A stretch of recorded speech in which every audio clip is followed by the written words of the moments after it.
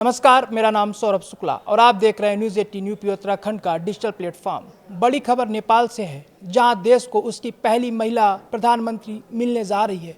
Nepal supreme court की पूर्व chief justice Sushila Karki देश की पहली महिला प्रधानमंत्री बनने वाली हैं। राष्ट्रपति रामचंद्र पौडेल उन्हें शपथ दिलाएंगे। कार्की के नाम पर सहमत खासकर जेएनजी समर्थकों के बीच बनी है। काठमांडू के मेयर और पीएम पद के दावेदार बालेन शाह ने भी उनका समर्थन किया था, जबकि अंतरिम प्रधानमंत्री पद की रेस में कुलमान घिसिंग का नाम भी सामने आया था।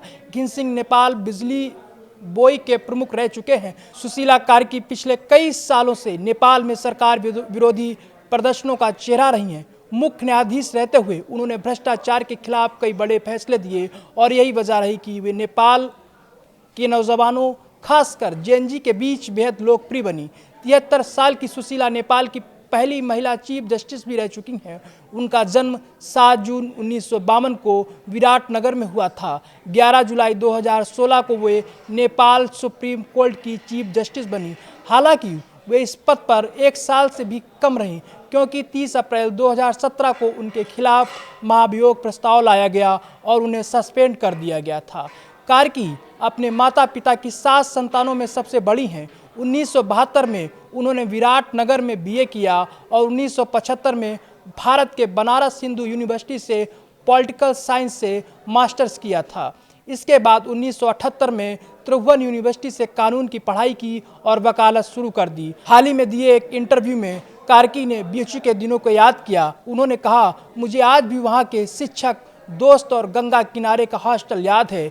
गर्मी की रातों में हम छत पर सोया करते थे। भारत नेपाल संबंधों पर भी उनका रुख सकारात्मक था। उन्होंने कहा, मैं प्रधानमंत्री नरेंद्र मोदी का अभिवादन करती हूँ। मेरी उनके बारे में अच्छी राय है। दो देशों की सरकार के बीच संबंध एक बात है, लेकिन भारत और नेपाल के लोगों के बीच हमेशा बहुत अच्छे रिश्ते रहे हैं। उन्होंने बताया कि उनका घर भारत की सीमा से महज 25 मील दूर है और वे नियमित रूप से सीमा के बाजार जाया करती थीं। सुशीला के बयानों से साफ है कि नेपाल की सत्ता में उनका आना भारत नेपाल रिश्तों के लिए एक अच्छा संकेत माना जा रहा है। फिलहाल सभी की नज़रें उस ऐतिहासिक पल पर टिकी हैं जब सुशीला कार्की शपथ लेकर नेपाल की पहली महिला प्रधानमंत्री बनेंगी।